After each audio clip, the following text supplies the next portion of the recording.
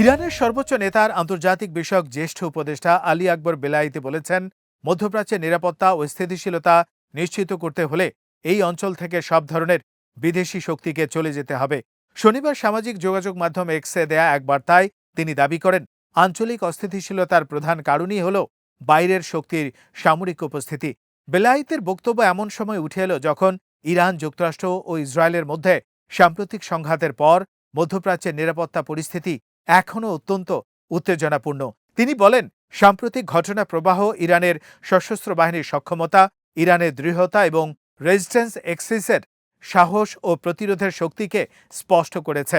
তার ভাষায়, যুক্তরাষ্ট্র ও ইসরায়েলের পরাজয় ইরানিদের এই বিশ্বাস আরও শক্তিশালী করেছে যে অঞ্চলটির নিরাপত্তার স্বার্থেই বিদেশি বাহিনীকে মধ্যপ্রাচ্য ছাড়তে হবে।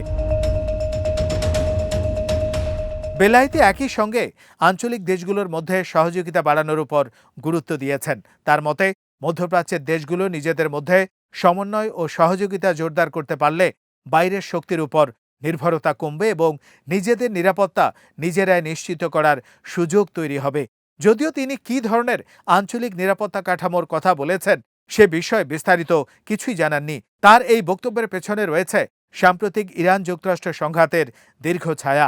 ২৮শে ফেব্রুয়ারি ইসরায়েল ও যুক্তরাষ্ট্র ইরানের সামরিক, পারমাণবিক ও জ্বালানি অবকাঠামো লক্ষ্য করে সমন্বিত হামলা চালায়। এর জবাবে ইরান, ইসরায়েল এবং মধ্যপ্রাচ্যের বিভিন্ন স্থানে থাকা মার্কিন লক্ষ্য বস্তুতে ক্ষেপণাস্ত্র ও ড্রোন হামলা চালায়। এতে পুরো অঞ্চল জুড়ে বড় ধরনের সামরিক উত্তেজনা তৈরি হয় এবং উপসাগরীয় অঞ্চলের নিরাপত্তা ও জ্বালানি সরবরাহ নিয়ে নতুন উদ্বেগ দেখা দেয়। পরবর্তীতে ১৮ জুন পাকিস্তান ও কাতারের মধ্যস্থতায় ইরান ও যুক্তরাষ্ট্র একটি সমঝোতা স্মারক বা MOU স্বাক্ষর করে।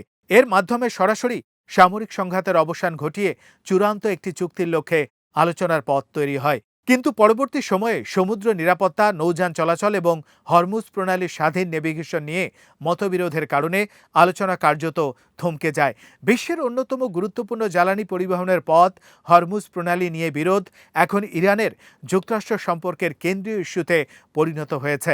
তাই বেলায়েতের বক্তব্য শুধু মার্কিন সেনা প্রত্যাহারের দাবি নয়, বরং এটি মধ্যপ্রাচ্যের নিরাপত্তা ব্যবস্থাকে যুক্তরাষ্ট্র ও পশ্চিমা শক্তির প্রভাবমুক্ত করে আঞ্চলিক দেশগুলোর হাতে তুলে দেওয়ার ইরানের দীর্ঘদিনের কৌশলগত অবস্থানের পুনরাবৃত্তি।